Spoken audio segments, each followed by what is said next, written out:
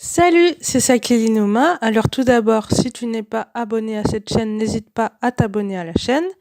Et n'oublie pas de cliquer sur la cloche de notification pour être au courant des prochaines vidéos et des prochains podcasts.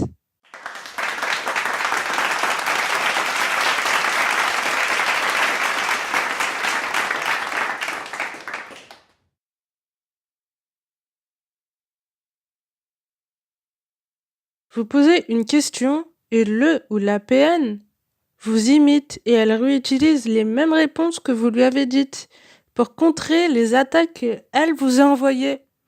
C'est dingue, n'est-ce pas? Le PN s'énerve encore plus en vous menaçant et en vous disant que vous ne le respectez pas. Il ressort vos phrases mot pour mot et vous êtes sidéré.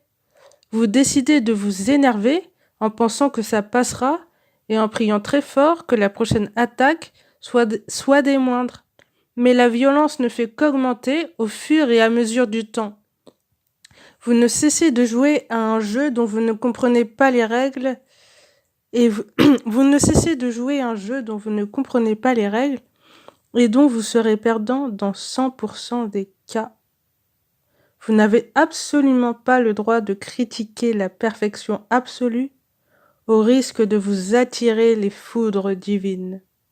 PN Man ou PN Woman essaye de vous culpabiliser au maximum, mais vous vous retrouvez à vous excuser pour des fautes que vous n'avez même pas commises. Vous pouvez continuer de faire la sourde oreille et d'ignorer la situation en espérant qu'un miracle se produise et vous délivre de cet enfer que seul vous connaissez, que vous connaissez seul. Car lorsque vous essayez d'en parler à quelqu'un, il nie votre situation et ne vous croit pas. Vous ne savez que faire pour que le PN ne cesse de vous singer. Le problème, c'est qu'en agissant ainsi, rien ne changera et vous nourrissez le PN de ce qu'il cherche. Votre colère, tout simplement. Vous ne devez surtout pas jouer à son jeu et vous ne devez pas rentrer dans le conflit. Vous devez refuser toute culpabilité que ce soit et être sûr, non pas à 100%, non pas à 200%, mais à 1000%. Vous devez être 100% sûr, à 1000%, que ce n'est pas de votre faute. Et refuser la culpabilité encore une fois. Vous devez dire catégoriquement ce que vous pensez et ne laissez pas PN vous interrompre. Car il cherchera, croyez-moi, encore et encore à retourner vos paroles contre vous-même. Et si jamais il ou elle s'excuse, ne croyez pas un seul mot qui sorte de sa bouche, car ce sont des mensonges. N'écoutez et ne croyez pas ce qu'ils vous disent. Tout est faux et mensonge. Et si ce n'est pas le cas, il ne fait qu'intensifier la dévalorisation que vous faites de vous-même. Comme je le disais dans un précédent podcast, le PN se nourrit des complexes que nous avons déjà nous-mêmes et les intensifie pour que nous nous sentions encore plus mal. Il faut qu'il y ait une base pour lui. Donc si jamais vous avez 100% confiance en vous, vous ne serez pas une bonne proie pour lui. Parce que y a rien à tirer en fait. Et plus vous manquez de confiance et plus vous êtes une bonne proie pour lui. Donc l'idéal, je pense, avec un PN, c'est de rien dire du tout, de pas dire ce qu'on pense, de ne pas dire ce qu'on aime vraiment et de se construire une fausse personnalité. Donc comme ça, il ne saura pas ce que vous pensez réellement et il aura énormément de mal à vous attaquer. Vous devez lui faire comprendre que vous n'acceptez plus cette maltraitance, car si il se l'est permise, c'est que vous lui avez un petit peu ouvert la porte. Il s'est permis d'aller toujours plus au-delà de vos limites. Par exemple, vous allez lui dire que vous en avez assez de ces reproches injustifiés. Tu vas lui dire, j'en ai assez que tu me fasses des reproches qui n'ont pas de sens et qui n'ont pas lieu d'être. Et je décide de ne plus tolérer ça.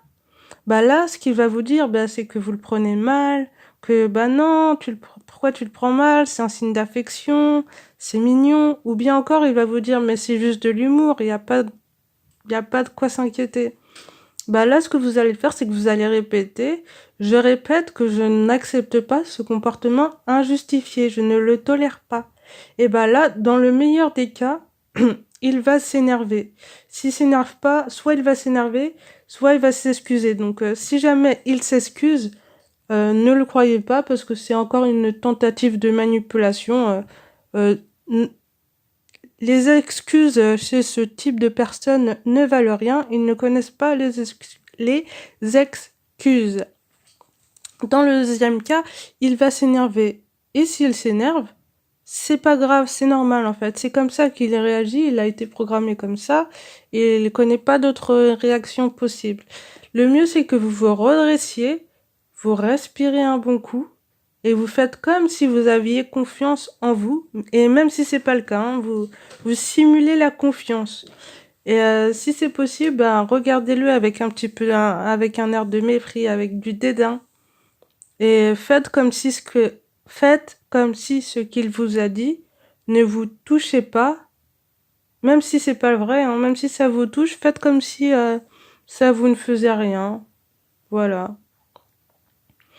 Ils ne savent pas faire la différence entre une action mimée ou un truc vrai. Donc n'hésitez pas à jouer, à surjouer même.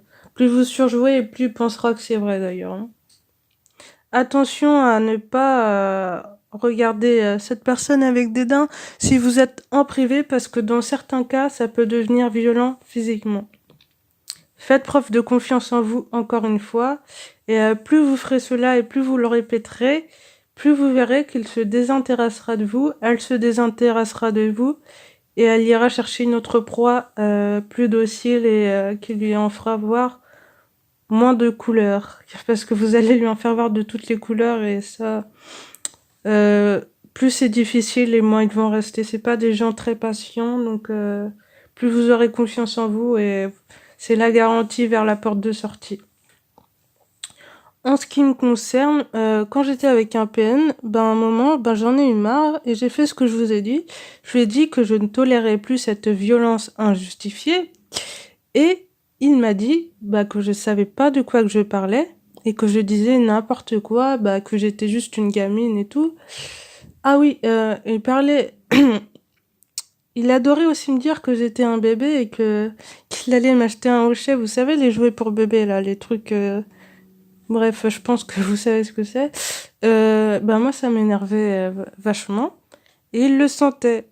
Et il me lançait des piques avec ça. Et à chaque fois que j'étais énervée, il disait ouais, je vais t'acheter un hochet, tout ça. Oui, ben justement, ce comportement, c'est un exemple de ce qu'il ne faut surtout pas faire.